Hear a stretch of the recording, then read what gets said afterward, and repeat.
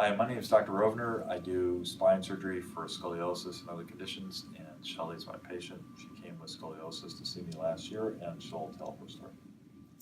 Hi, I'm Shelly. I'm 30 years old, and I was diagnosed with scoliosis when I was about 10 years old. At the time, I was diagnosed with a 39-degree angle in my low back and a twist in my ribs. They put me in a Boston brace for a number of years, more than 23 hours a day, basically got to take a shower. And we were presented with the option of surgery when I was about 12 years old. And at the time it was an option because of my curvature. My folks looked into the surgery, and unfortunately at the time the process was very complicated and quite scary, especially to a 12-year-old. They had talked about putting in a Harrington rod with only a couple of points of movement, and quite an extensive surgery with the possibility of multiple blood transfusions, which was something that my folks were not interested in. And so I've waited. Through my life, I wasn't too bothered by the curvature after I wore the brace for a number of years, up until recently. In 2013, I was pregnant with my first son, and my curvature became worse through my pregnancy. And after I delivered him, I came to see Dr. Rovner and found out that it had changed from 39 to 54 degrees. So I did a little bit of research and decided that surgery was now the right option. So, Shelly, your condition is fairly typical or common. I see a lot of young women in their 30s that come to see me with scoliosis in the 50s, sometimes 60s, that were told when they were 15, 18 years old, they've been in a brace, don't worry about it, your curve's 35, 38 degrees, it won't get any worse, and then it does get worse. And pregnancy is a risk factor for that. And the surgery that's been developed to correct scoliosis changed quite a bit certainly in the last 30 years that I've been in practice.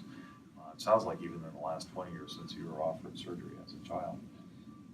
It went from being what I would consider to be a fairly barbaric experience, probably 30, 40 years ago, to something that's much better at this point, much less complicated, fewer complications, better correction.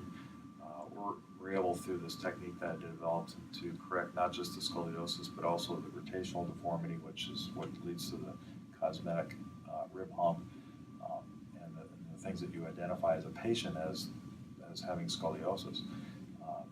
Making the x-ray look great is nice, but if you don't correct the rotation and get the rib hump to go away, then patients aren't so happy. And then details are very important, such as the issue of transfusion has come up.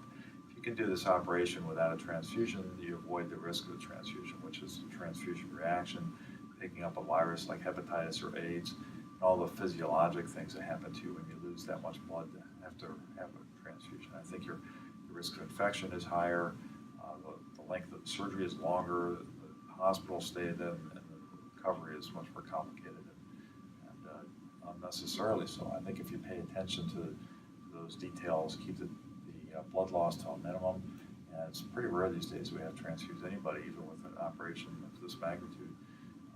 And then pay attention to the correction of the deformity, try to get the rotational part addressed, so patients have not just a nice x-ray, but also a good cosmetic result. I think that makes for a happier patient. So let's take a look at Shelly's x-rays here on the screen, as you can see. She has an x-ray from the front and an x-ray from the side preoperatively. The front x-ray is the one that shows the scoliosis, 54 degrees through this area. And the side x-ray is important to look at the normal, what we call sagittal contours, or the contours from the side that allow for balance between your head and your pelvis. And on the front x-ray, which we do our preoperative planning using both, but we determined that the instrumentation and fusion basically should go from here to here, as you can see, and with multiple screws and rods and our technique for getting the rotational correction, we're able to correct not just the scoliosis, as you can see here, but also the rotation, which we can see on Shelly clinically. And then from the side, it's important to note that your goal is to maintain these sagittal curves, the thoracic kyphosis, lumbar lordosis, which we're able to do by contouring the rods and multiple points of fixation with the screws. Fast forward 6 months or so, I'm very happy that I had the surgery. I've actually only had one migraine in the last 6 months, which is huge for me.